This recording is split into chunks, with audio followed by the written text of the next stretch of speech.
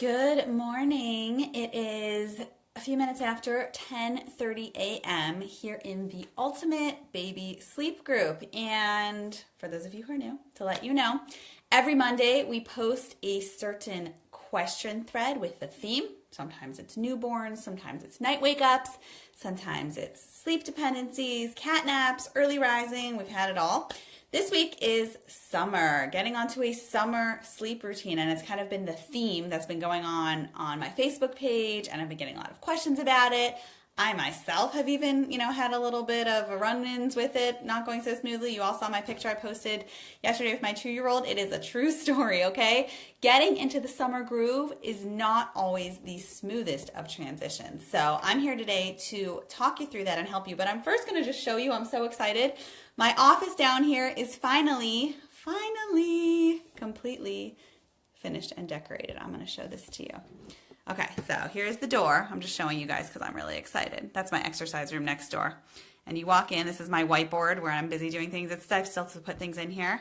I just have it all nice and decorated here, and that's kind of the background. But I had to show you all because I was so excited. I haven't had time to completely decorate this yet. And it's something I've been working on because this is my space. This is what I spend a lot of my day in this room, and we've been trying to make a home office for a while. It never worked out. So anyway, that's that. I'm going to start going through the questions here in the question thread. For those of you who don't know where to post, every week there is that post that says ask your questions about, and there's a date on it. So every week you can kind of hit in there. Today I'm going to try, if there's a little time, for anyone who's on, to just do a quick little pick my brain session on any sleep question that you are having. But the name of the game today is summertime and sleep, because there's no way around it. Summer is here. Kids are going to bed later. The sun is setting significantly later. I don't know about where you live, but there are bike riding and sprinklers and all these things happening when I'm trying to get, for sure, my littler ones into bed. And it's a little bit of a challenge. So how can we navigate life smoothly in the summer with sleep happening and still making sure we don't get stressed, and most importantly, making sure our kids still get the sleep that they need? So I'm going to start going through these questions here. And anyone who's watching now who has a question first about summer sleep, you'll let me know. And then, like I said, if there is some time at the end, which I hope, because there weren't tons and tons of questions this week, we can get to it on other things. All right.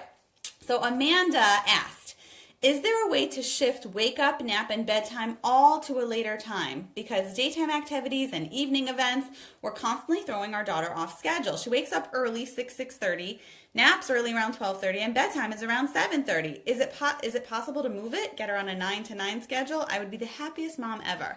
So Amanda, you're basically asking, can you take your child's sleep, and you didn't tell me your child's age, but that's okay, and literally pick it up, move it over, and put it back down. So in some cases you can. Last week we were going through sleep temperaments and talking about the different temperaments in sleep. Some children are more adaptable than others, just naturally. So if you have a more adaptable child, sometimes all you have to do is just make bedtime 10 minutes later for 3-4 nights, and then 10 minutes later, 3-4 nights. And eventually your child will go to bed later and wake up later. But if you have a more sensitive natured child, especially with their sleep, that adaptation, is that a word, adaptation? That adaptation is not going to be as smooth of a process, because your child's going to have more difficulty with that internal clock being shifted off, and it might not necessarily result in more night sleep. So number one is you have to know who your child is, Amanda. Some kids are fine with it, some kids are not. So if you feel that your child is more easygoing and more adaptable, and you're able to make this transition easier, go for it. But you can't suddenly jump from a 7:30 bedtime to a 9 p.m. bedtime. Your child's going to get overtired, wake up more in the night probably, and early rising is going to happen, and you're going to negatively thwart backwards. So if you see that your child is more easygoing, and it will work, do it in short, small, easy, gentle increments and see how your child responds. If 7:30 is bedtime, bump it to 7:45 for 4 or 5 nights. Okay, 7:45 is going okay. It's still working.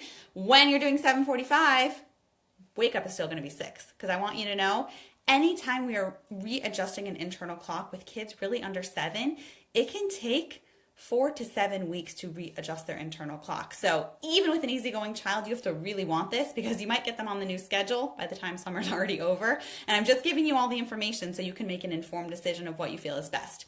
So if your child meets this criteria, is easygoing, you feel like you're willing to work hard to adjust the schedule, then every 3-4 nights, bump it by 10-15 minutes or so. So bump it to 7:45, Amanda, for 4 or 5 nights. Okay, that's going well. Let's bump it to 8. That's still going well. Let's bump it to 8:15. Slowly, slowly, slowly, slowly, and one of two things will happen. Either the mornings will start automatically getting later and you will actually be able to get on this 9 to 9 routine, or you'll see night wake up start, your baby starts waking up more frequently, more irritable during the day, early rising, anything that's showing you a sign it's not smooth, which means even though your child's easygoing and adaptable, this routine is not working for them. Then you got to go back to how it was. It's 50-50. Not always 50-50, it's more like 40-60, but you really have to decide if your child can fall under that category and be successful. And that's for any of you watching live now or watching the replay.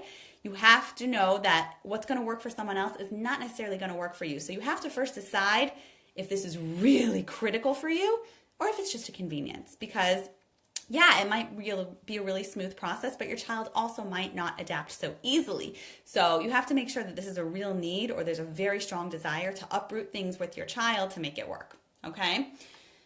That is Amanda's question. Chaya's question is, do you find that air conditioners help or hinder sleep compared to fans? I'm never sure if I should turn on the AC for my baby. Sure, I'm more comfortable with it on, but I'm afraid he's going to get a cold or get thirsty, obviously if it's hot. Okay, this is a good question. In general, I'm a huge fan of white noise, okay? You've seen me talk about this in my newborn videos here, or if you read my articles, or if you've watched any of my other videos or read any of my books, I am a huge fan of white noise. Yes, it can become a dependency at some times, but when we are trying to encourage healthy sleep habits, we want to do whatever we can to create that most conducive sleep environment. So white noise is great. Air conditioning and a fan is white noise.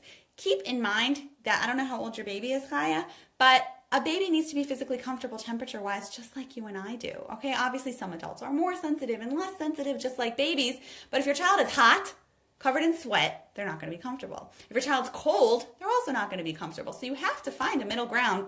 Usually, for newborns, they say a few extra layers from what you have is comfortable for them, but if you're already talking to a baby that's 5, 7, 8, 9 months, a year, whatever the story is, most likelihood is they're pretty similar body temperature to you, maybe slightly cooler. So you have to make sure that your baby is comfortable.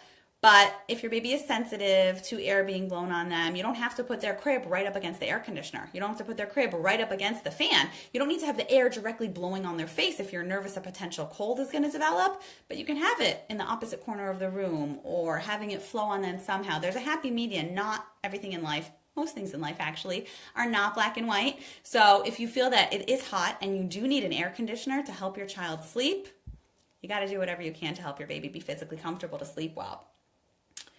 Okay, Shoshana has a question about summer vacations. We are planning a 12-hour flight overnight with jet lag. You're nervous about how your 19-month-old will do. He's great at home, but not on planes. Any tips? Any advice on a week vacation and a 7-hour time difference? How do we make up the missed sleep? So we switch over the time. So this is really a few different questions wrapped into one. Jet lag, the big question of jet lag, okay? Jet lag is a big thing, and this is what I mean about summer schedule. A schedule for the summer doesn't always mean a schedule. It can just mean things being thrown off because you're not in your normal environment. You're traveling, you're on an airplane, you're staying at someone else's house. I saw Charlie asked a question about that, which I'll get to in a minute.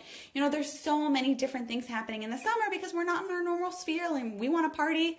So we take our kids with us. We want to have a good time. And we just need to unwind. It's not the middle of the winter.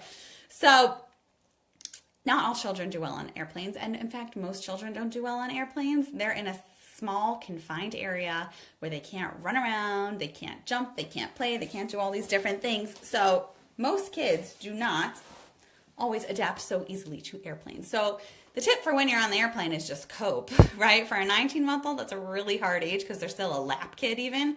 I think you can only get a separate seat for them once they're 2. So, I don't know if you've already booked your plane. Try to book your plane ticket when it's nighttime to encourage sleep as much as possible. But really, you just got to do whatever you can to cope. Toys, treats, incentives, games, books, whatever. Now, when you do actually get there and you're going to be in a 7-hour time difference, you're only going to be there for a week, okay? If you were going to be there for 2 weeks or 3 weeks, I would outline for you a whole method of what you can do to get your child adapted to the new time zone. But it takes 2-3 days to just get over the jet lag. And then another 2-3-4 days just to help a child adjust to the new time zone that you're going to get your 19-month-old used to the new time zone, 7-hour difference, and then turn around and come back. So my advice to you is just to do your best to cope, be in this maintenance phase that life isn't going to be perfect, and enjoy your vacation, because otherwise you're going to spend the whole time obsessing about your child's sleep, getting them onto the perfect routine, that the trip's going to be over. So, when you're there for longer, when we're doing different time zones for longer periods of time, it's important to get your child rested so you can enjoy yourself and they cannot be a mess.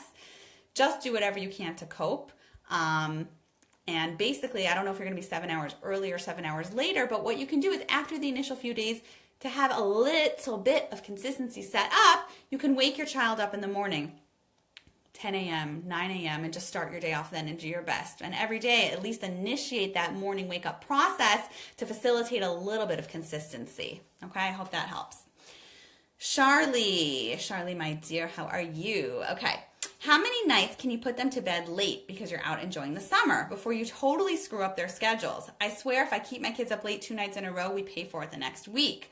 Also, any tips on getting them to sleep at other people's houses, grandparents? Sometimes we aren't ready to leave at 6:30 to be home in bed. So that's really the nature of the game. And Charlie, you and I spoke about this so many times, of this whole sleep line and navigating life. Okay, the only consistency we can ever ensure is always there is that our kids are always changing. Okay, and that is the truth of the matter. We can try to control things, we can try to put it in a box, but at the end of the day, kids are potty training and learn how to climb out of their crib, and then their schedule changes, and then you travel, and then they're ready to drop their nap, and then you move a sibling into their room, and then they get sick, and they're teething. Kids are always changing. So the important thing, and Charlie, you know this because we've discussed it, is that baseline. So your question is, how far or how long can you be off this baseline before bad habits get in a different place? Okay, so what I recommend is, every child is different. Again, I know I always say that, but it's just so true. Usually most kids can be off for 2 or 3 nights before suffering too much. But if you see and after 2 nights, Charlie, you pay for it the next week, make sure that you don't ever have more than 1 night or more than 2 nights that are off consecutively. But that doesn't mean you have to always be home on the dot. If you're at your grandparents' house consistently, or your kids are always there and they're used to sleeping there, set up a little comfortable sleep space for them. Set up a place where they can get used to sleeping in a different environment, because kids are a lot more adaptable than we give them credit for. They really, really are. So the more you can help them adapt, the more you can have them be a little bit more flexible, even if they're the non-adaptable child, they will give a little bit, okay? So it won't be perfect. It's summer. We have to let go. We have to understand that the schedule's not always going to be perfect, but on the same tone, if you have a little bit of flexibility and leeway with that 1 night bedtime that could be a little later, or possibly that too. So those are your get out of jail free passes that you can use sometimes, infrequently, in moderation, to know that those are the nights that you can be a little bit later. And the nights that you can't be, you'll have to make a decision. Do you rush home to make sure that they're in bed in bed at the time that you want them? Or do you feel like you can help them adapt to a new sleep environment? Bring their teddy bears and their stuffed animals and their blankets, and do whatever you can if you feel like you need whatever you can do to mirror their existing sleeping space at home so that they're the most comfortable. But it's always a constant juggling and balancing act of what your goal is, what is important to you at the moment, and how much you're willing to sacrifice for all those things. And no one can make that decision for you. Okay, those are all of our questions that we have specifically on a summer sleep schedule. But the most important thing, and I cannot stress this enough with all of your sleep questions that you ask and everything out there, there is no one-size-fits-all approach ever. Okay, your children are completely unique universes with their personalities and their sleep needs and the dynamics of your home and how everything flows and functions, that any answer I give, I'm trying to help you and trying to read between the lines in terms of what you're saying, but you're all individual worlds, and your children are individual worlds, and the dynamics of your home and your partner, or just you and everyone, is all making this big, beautiful portrait landscape of all the different intimate components that are facilitating what your home looks like and how your child sleeps. So you have to take into account your child's personality. I spoke about this last week a lot. Your personality and needs, and kind of find that middle ground fusion. But it's really important to understand that you have to always do what you are comfortable with as a parent, because something only is a problem if you feel it is. I see a lot of you posting questions, is this okay that my child does this? Should I change it? If you're happy with your child's sleep, there's no reason to make any changes, okay? I get phone calls all the time and I talk to moms all the time. Like, really, I'm okay with it, but I heard, or I read, or my sister said that this should be, or that. You have to be in tune with who you are as a parent and what you feel the most important thing is, because it doesn't matter what's happening in the outside world or even in this Facebook group. It all boils down to if you're happy or not. If you're not happy and you want to make changes, that's another story. But first, sit down and make a game plan of what your goals are, what your personality needs, what you feel is important in your life, who your child is your partner on board? Do you have a partner to help you? Do you want someone there to help you? Do you have someone else that can help you? Do you feel like you could do this alone? All these different components that help make sleep what it is and help make our life what it is, okay? In the next few days, actually, I will be letting you know about a really cool option. I launched it a while ago, and we're in the middle of doing some renovations now. Not physically, but in this whole internet blog sphere where we're fixing it up. So it's going to be a lot more accessible and totally awesome for all of you to get more help with your sleep. So stay tuned. I'll post about that in the next few days. If anyone watching has any questions about not having a summer sleep schedule or wanting to get into a summer sleep schedule, or I did say that I will take a few minutes at the end for any random sleep questions unrelated to summer, unrelated to anything. So if any of you have questions who are watching now, let me know. Or you can hit me up in the comments below. I will do my best to respond as I always do, and we shall see. Jennifer, hey, how's it going? Jen, should you let Max nap a few days in the pack and play before you go camping to get used to it all the time? Yeah, you are a big traveler in your RV, I know. So yeah, the more adaptable you can help him be, the better. Remember, he is not a hot and cold personality. I know Max really well. He does not adapt well to changes. He's an easygoing, amazing little boy, but if you suddenly throw him into a new sleep environment, things are not going to necessarily be a smooth transition. So I would start getting him used to the pack and play earlier, even have him play in it, do different things so you can help incorporate that, so that way when you go camping, it's not this complete foreign sleep environment. But it still will be, because he's not in his room, and there's going to be some outside noises. But like I just said with Charlie, who was asking about sleeping in a different environment, do whatever you can to mimic the comfortable environment you have at home. Bring his pillows and his blankies and his stuffed animals, and do whatever you can to make it as comfortable for him as possible.